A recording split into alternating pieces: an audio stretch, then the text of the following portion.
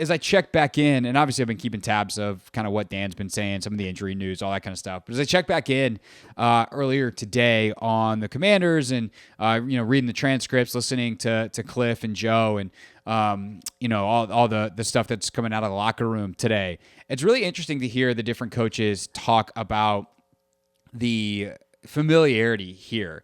And Logan and I talked about it this morning, actually, before Joe talked about it at the podium this afternoon. And I thought it was particularly interesting for Whitt because he talked about not only does, Mike McCarthy know him from the years they had together under Quinn, but like this is a guy that he was with for over a decade in Green Bay.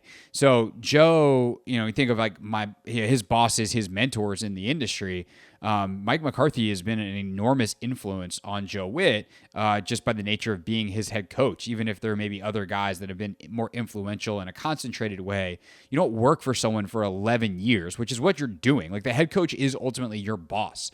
And so for 11 years, Joe Whitt Jr. is with Mike McCarthy. And he also laid out some very specific things for the way that McCarthy does business that I actually really like from like a coaching perspective and a philosophical level that make the familiarity that much deeper when it comes to Whitt and McCarthy. Probably more challenging because, I was with Mike for a long time, 11 years in Green Bay, 3 years there. We've had a lot of conversations. We do this thing called Cross the Hall there where the defensive coaches go work with the offensive players. And so I've gone back and looked at all my Cross the Hall meetings. What have I told them that's difficult, and same thing with Kellen. He, the big play, he sort of hit us on something that I said in one of those Cross the Hall meetings was difficult, but I knew it. We already knew that was going to come, but he hit it. And so that's part of it when you're at an organization and you're trying to win, you're not trying to hold anything back. But when coaches start going to other places, information goes with it. So that's part of the NFL football.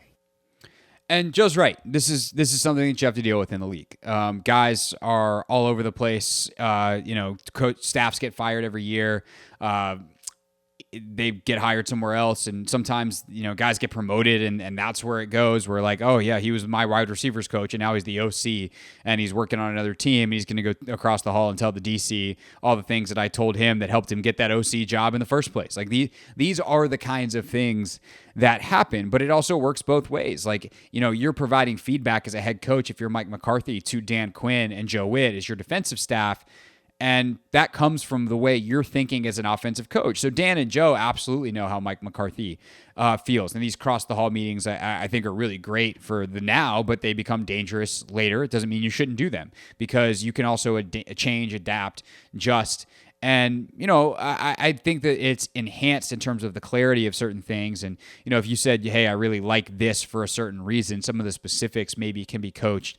But that also, that comes down to how you are as a teacher, because that information overload can also become too much for players. So how do you make sure that you do a good job of kind of almost like maybe I'm using this analogy because I've been in uncle mode the last couple of days, and you think about these kinds of things with kids, like almost like sneaking vegetables into their chicken nuggets or something, because you want to make sure they get the nutritional value. Like, how do you sneak that information into your regular presentation? So all of a sudden you're not going, hey, this week I know the offensive coordinator, so we're going to add 1,000 things to the scouting report for you guys to think of. So you place like your feet are stuck in the mud on Sunday because you're thinking about everything. Like, no, you just have to find a way to maybe get a little bit more into the game plan, or as you coach the game plan, you can add a little bit more detail, a little bit more clarity, and then you have to keep your information straight, and maybe it helps you call the game in the moment where it's 3rd and 7 and hey, we're going to alert this because we know in 3rd and medium or 3rd and long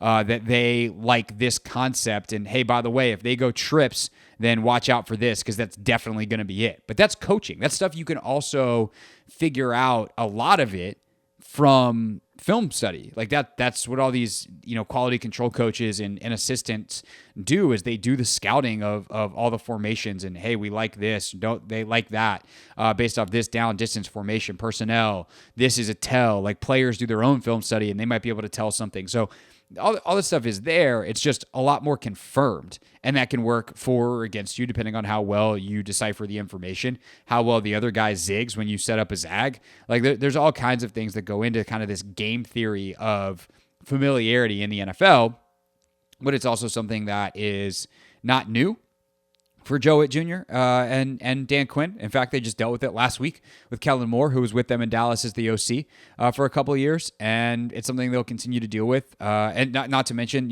other stops that they've had along the way. When Dan has played Kyle Shanahan since they left each other in Atlanta, like on down the list of different coaches that they've faced in and out of the organizations that they've been in, including many successful staffs.